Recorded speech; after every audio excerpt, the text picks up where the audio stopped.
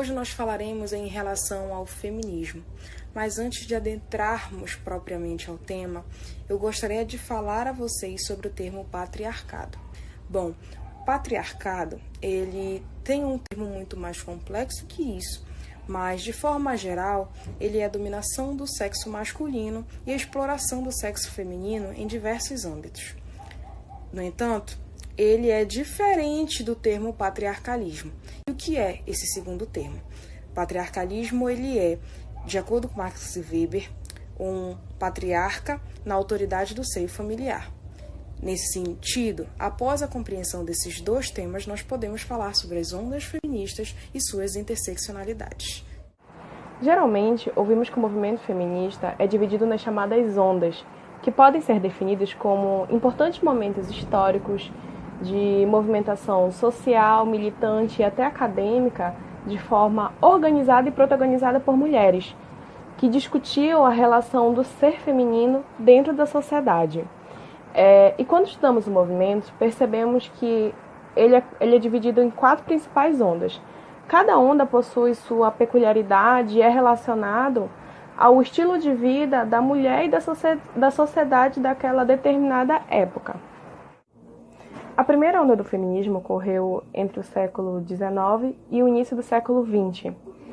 Foi iniciada na Europa e gradualmente espalhada pelo Ocidente. Essa primeira onda ficou marcada como a luta feminina por direitos básicos, que já pertenciam aos homens, mas eram negados às mulheres.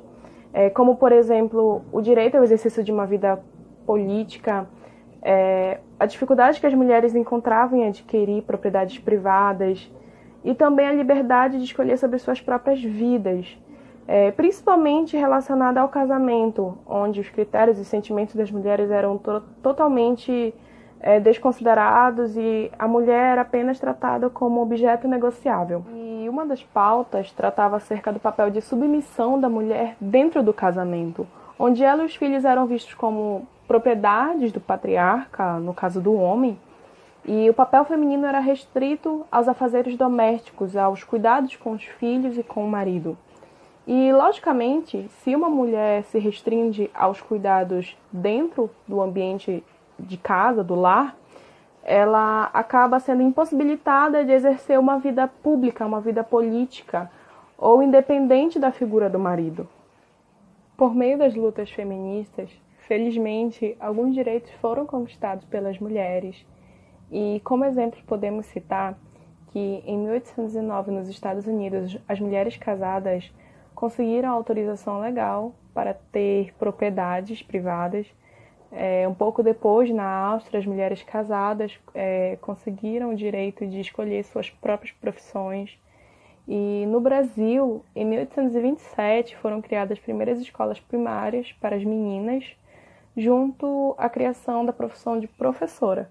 E o voto feminino no Brasil foi proposto por meio de uma lei que era cercada de restrições, como a comprovação de renda própria, onde as solteiras que dependessem dos pais e as casadas que dependessem do marido eram excluídas e impossibilitadas de exercer esse direito, né? E, por isso, as associações formadas por mulheres protestaram contra todas essas restrições, resultando na instituição do voto feminino nacional em 24 de fevereiro de 1932. Agora vamos falar da segunda onda do movimento feminista, que iniciou em 1960 e ampliou as pautas de discussões do movimento para assuntos a respeito da sexualidade, direitos reprodutivos, família, discussões acerca da violência doméstica, além de lutar pela criação de abrigos para mulheres maltratadas e também por mudanças nas leis de custódia e divórcio. Esse segundo movimento recebeu o slogan "O pessoal é político", que foi criado pela feminista Carol Haynes, e identificava que o problema da desigualdade era uma somatória de problemas culturais e políticos externos que acabavam influenciando nas relações privadas que envolviam as mulheres. Podemos falar que em 1961 foi aprovada a primeira pílula contraceptiva oral combinada, que facilitava no planejamento familiar e até mesmo na prevenção de gravidez inesperadas.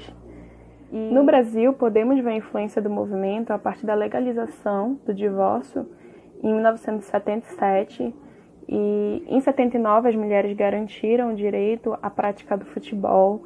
Em 89 foi criada a primeira delegacia especializada ao atendimento à mulher e em 88 nós tivemos, por meio da Constituição Cidadã, o reconhecimento da igualdade entre homens e mulheres. Na década de 90, nós começamos a falar da terceira onda feminista, momento em que se discute o espaço de fala e visibilidade dentro do movimento, que até então era ocupado em sua maioria por mulheres brancas, heterossexuais, classe média e cis, que em regra vivenciavam e enfatizavam apenas as questões de gênero, surgindo então a importância do conceito de interseccionalidade, que é justamente o levantamento de debates transversais ao gênero envolvendo sexualidade, raça, origem, classe econômico-social, regionalidade, dentre outros, como uma tentativa de correção das falhas excludentes dos períodos anteriores, uma vez que o feminismo sempre foi interseccional e mulheres enfrentam diariamente outros padrões sociais além do gênero,